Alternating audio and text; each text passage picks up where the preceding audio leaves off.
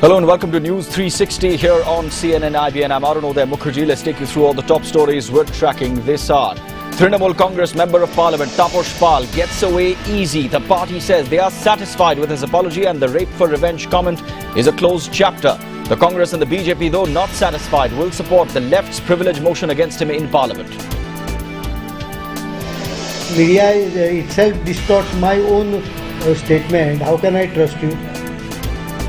What he told me, there is nothing big about it. The Goa Chief Minister defends his PWD Minister Sudhin Dhavalekar, says the media has distorted his comments. Parikkar says bikinis are fine as long as they don't lead to public indecency. The government decides to bring onions and potatoes under the Essential Commodities Act, says state governments must act against hoarding. The AIMS administration categorically denies any such allegations that there was any attempt to pressurize Dr. Sudhir Gupta to change the post-mortem report. The All India Institute of Medical Sciences rejects Dr. Sudhir Gupta's charges that he was pressurized to change the autopsy report of Sunanda Pushkar. Shashi Tharoor repeats his call for a thorough investigation. The Congress says Prime Minister Narendra Modi is targeting Gopal Subramaniam for his role as amicus curiae in the Sohrabuddin Sheikh fake encounter case. The government sources claiming they do have a say in appointments of Supreme Court judges. The death toll in the Chennai building collapse climbs to 47 as rescue operations enter the fifth day. The National Human Rights Commission seeks a report. This is a message that we communicated clearly, lucidly to the US government this morning, and we will await for their response. America's spying on the BJP is unacceptable. The government summoned top US diplomats to register their protest. The Snowden leaks confirmed the BJP was among 6 foreign political parties the NSA had spied upon. The same sight once again this year. Waterlogging in Mumbai after heavy rains finally lashed the city. Pre-monsoon showers in Delhi as well. The Met Department says rains will revive in 48 hours.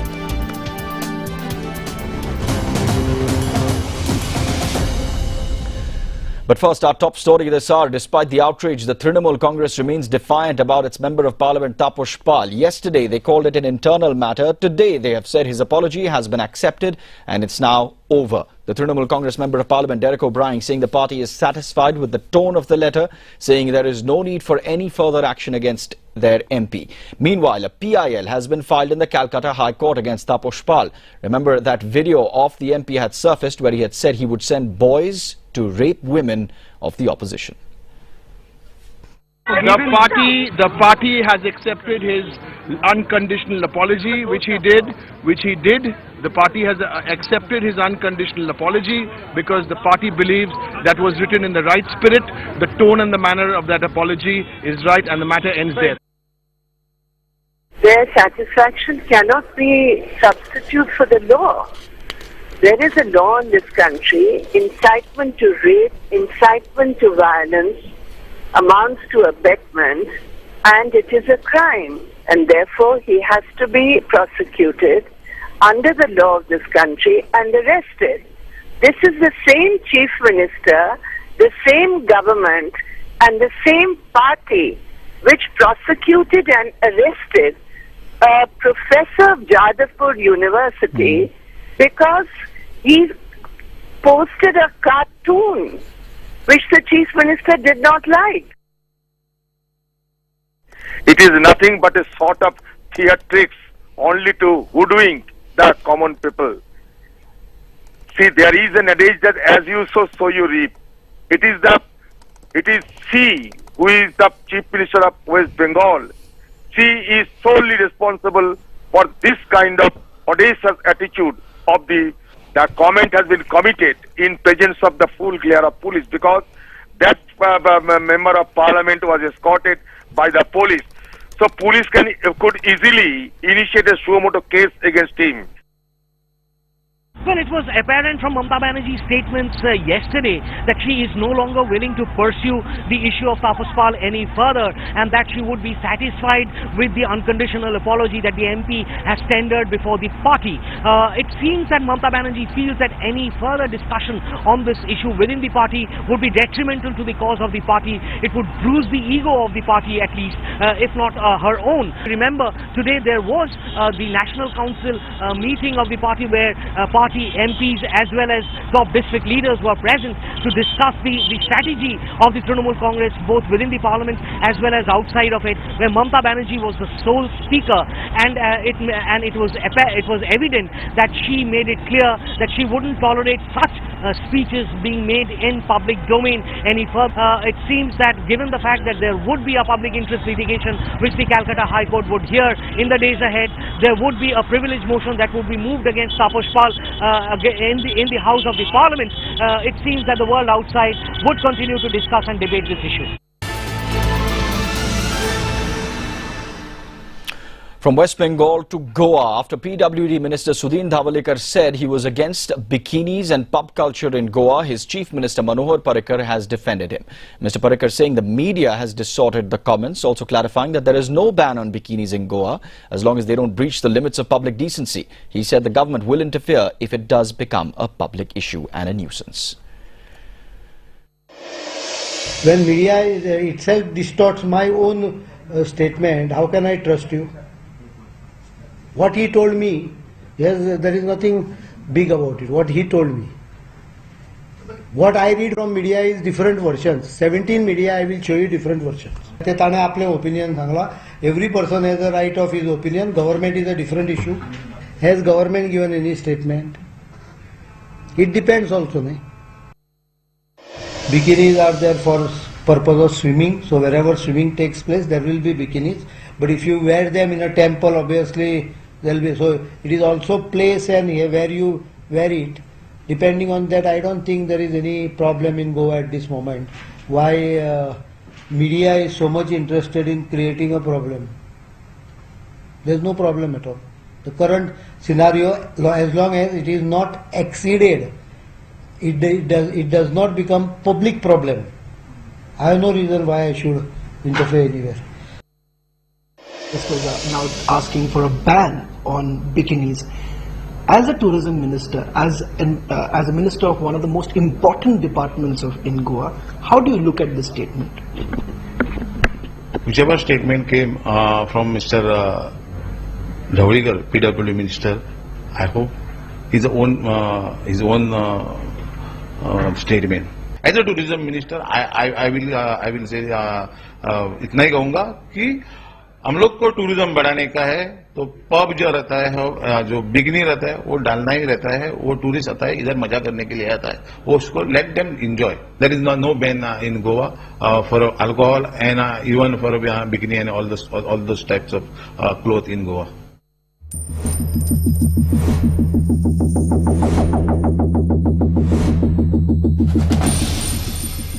Yes, the spiraling prices remain a cause for concern. Onion prices soaring in several parts of the country. The government now stepping in. The Cabinet Committee on Economic Affairs has decided to include onions and potatoes under the Essential Commodities Act. The move will restrict stockpiling and control hoarding.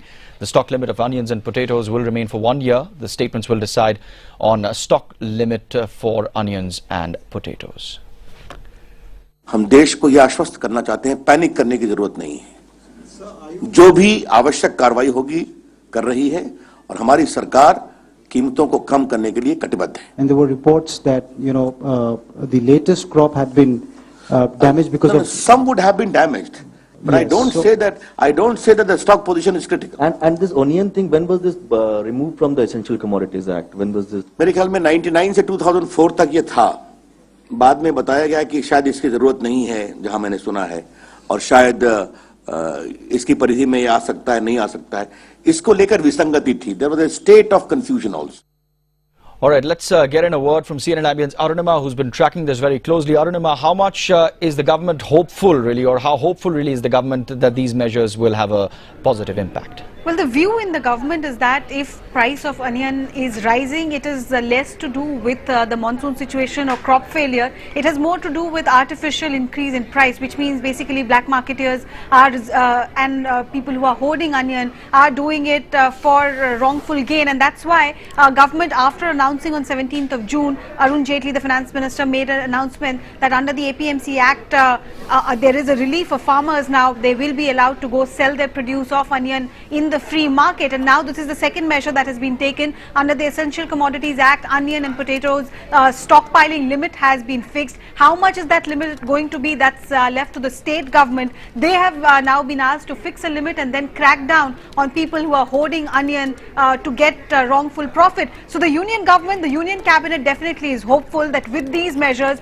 they will be able to bring to people the Achhe Din that was promised, but they're also pointing out that ultimately it's the state government that will have to crack down, and we'll have to wait and see if that crackdown happens once the notification is issued by tomorrow. Right, this remains that big challenge being an election promise as well. Arunima, thanks very much for putting all of that in perspective. We also spoke to food security analyst Devendra Sharma a short while back on his take on these measures. Listen in. Essential Commodities Act has not been used on, or they have been kept out, onion and potato. But I think what the government has done is for 1 year, I would suggest that it should have been done for all times to come. Why only for 1 year? You know, onions and potatoes should be brought under Essential Commodities Act, and all laws pertaining to hoarding and black marketing should be used against these hoarders. So that's a good step, I must say. And hoarding is, as I've been saying for long, is the main reason why the prices have been, rising. And a day after the government raised the prices of non-subsidized LPG cylinders, it has decided to put the hike on hold in 3 states. These states are Karnataka, Madhya Pradesh as well as Kerala, where an increase in local levies has led to the rise in fuel rates. The increase in state levies had led to prices of LPG rising in Kerala by 4.5 rupees per cylinder, 3 rupees in Karnataka and 5.5 rupees in Madhya Pradesh. On Tuesday, the government raised the LPG price to 16.5 rupees per cylinder. This brings us to the big question we're putting out tonight. Drought and price rise. How will Narendra Modi's promise of Achhe Din be delivered? That's the talking point tonight on India at 9 with Bhupendra Chaubey. Alright, that other big story that we've been tracking since this morning. 6 months after she was found dead mysteriously in a Delhi hotel room, there is a twist in the Sunanda Pushkar death investigation. The head of the All India Institute of Medical Sciences Forensic Department, who conducted Pushkar's post-mortem, claims he was pressurized to change the autopsy report. A claim that the AIIMS has flatly rejected. Shubhajit Sengupta reports. A fresh twist in the death of Sunanda Pushkar. The lead doctor looking into Pushkar's autopsy alleges interference from her husband Shashi Tharoor and then Health Minister Ghulam Nabi Azad during the preparation of the post-mortem report. The doctor said, and I quote him now, "I was under pressure not to speak on autopsy details without discussing with top quarters of the government. As a medical practitioner, I thought it is unfair to change my view on any autopsy. I gave a correct statement to the media after the autopsy and was not biased. I gave a representation to the minister to save myself from departmental politics." CNN-IBN accessed Dr. Sudhir Gupta's affidavit to the Central Administrative Tribunal, where he stated, "It is submitted that AIIMS has deliberately and hurriedly prepared and considered the impugned approval at the instance of its former president with a malified intention to illegally punish the applicant herein for refusing to act unprofessionally in the Sunanda Pushkar autopsy matter." AIIMS was quick to distance itself from these allegations. I think the reaction is very clear that if Dr. Sudhir Gupta has alleged something that he was under pressure from the AIIMS administration, we refute that charge that he was ever under any pressure. Shashi Tharoor too issued a statement saying he has always cooperated with probe agencies. But Union Health Minister has now sought a detailed report from the director of AIIMS. Since I saw that on the television channel, I have requested the AIIMS director to give me a detailed report about the whole issue. This is a classic case of how the subplot has become more important than the main story. This affidavit submitted by Sudhir Gupta was actually a part of a greater politics which has been played for promotion in the AIIMS administration. But now it issues some serious questions of propriety which the Congress party may find a little difficult to answer. With Satish Upadhyay in New Delhi, this is Shubhajit Sengupta.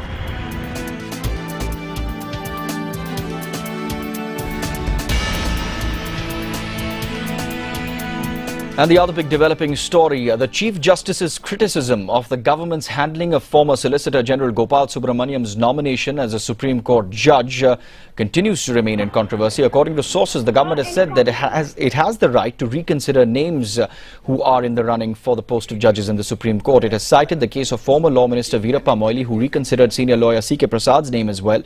The government adding that Mr. Gopal Subramaniam resigned on his own, and if the Supreme Court had wanted, it could have suggested his name again, and the government would have had to abide by that directive. The Chief Justice of India had yesterday hit out at the centre for segregating Gopal Subramaniam's file from the other three nominees, calling it a unilateral decision of the government. The Chief Justice also expressed disappointment at Gopal Subramaniam for making his letter of withdrawal public, and added that the independence of judiciary will never be compromised under his watch. You know, it is really shocking. I think for the first time in the history of judiciary, the Chief Justice has come out with such a strong statement and against the government. I think the right course of action now, you know, for Prime Minister himself to step down and intervene and apologize the CJA. So the present Law Ministry, it has told us that there are precedents to this. No, it is totally wrong. I think it's a further confrontation with the judiciary. At no point of time, you know, it was all done in consultation with the CJA. It's not in the unilateral decision is taken just like this. I think it's justifying a wrong cause and, you know, which is not correct at all. We have the highest respect and regard for the institution of judiciary. We all have the highest regard for the Honorable Chief Justice also. That I would like to very clearly and categorically state. Only one limited issue I would like to say. In the process of appointment, the government has got the right to be consulted. And whatever opinion the government has given is based upon cogent and sound grounds. उनकी जो बात है उसमें एक तथ्य तो है कि 4 नाम को वापस भेजना चाहिए था. ये एक को हटाकर 3 को भेजना और राष्ट्रपति उस पर मोहर लगाना, ये तो प्रोसीजरली गलत था. Tell us what you think. Tweet us at IBN Live. We'll take a short break. Coming up next, investigations pick up in the Preeti Zinta case. Nes Wadia to be questioned within the next 48 hours by the Mumbai police. Stay with us for more.